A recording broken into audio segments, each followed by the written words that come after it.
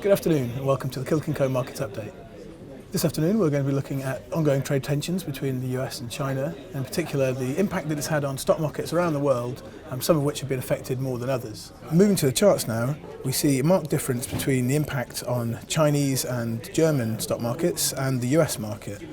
Since Trump took aim at Chinese imports around about the middle of March, you've seen the Chinese Composite index fall about 15%, and since the US has talked up introducing tariffs on German autos, you've seen the German market decline almost 8% since the middle of June. However, whilst the S&P has had a small decline since the middle of June, about 3%, since mid-March it's actually almost flat. This suggests that whilst the impact on individual stock markets might be quite painful in the short term, the overall market is not expecting a significant impact on the US stock market or economy.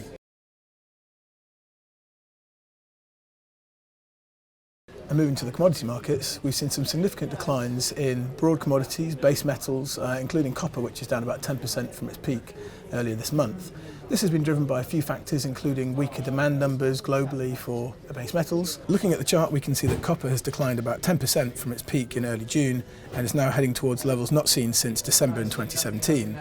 Whilst this has been painful in the short term for mining companies, particularly those exposed to copper, we think the long-term opportunity set here is significant.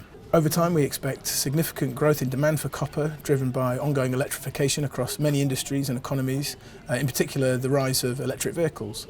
Electric vehicles use about 3 times as much copper as traditional combustion engines, and that's notwithstanding increased infrastructure spend for fast charging and grid infrastructure. We believe electric vehicle penetration can increase significantly in the next 10 to 15 years, and as such, we believe copper demand is going to be outstripping supply over the next 5 years.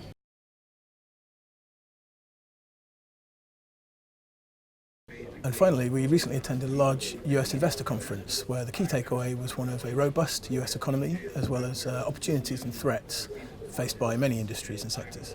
In the financial space, most of the big banks were talking about significant spend on technology in order to reduce costs and improve customer service, and over time increasing margins and improving shareholder returns. In the healthcare space, we heard about an increased use of medical devices in the hospital setting and the value of big data and analytics in order to drive down costs. The US healthcare market particularly has been one which has been beset by rising costs for many years, and we see this as a key driver to bringing down costs over time. Across the industrial sector, we heard from companies who are increasingly focusing on automation and robotics in order to streamline processes, bringing down costs and getting goods to market in a faster manner.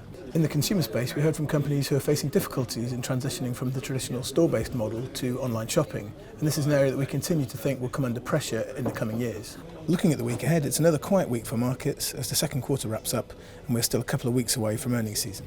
That's everything from us this week. Thanks for watching. See you next week.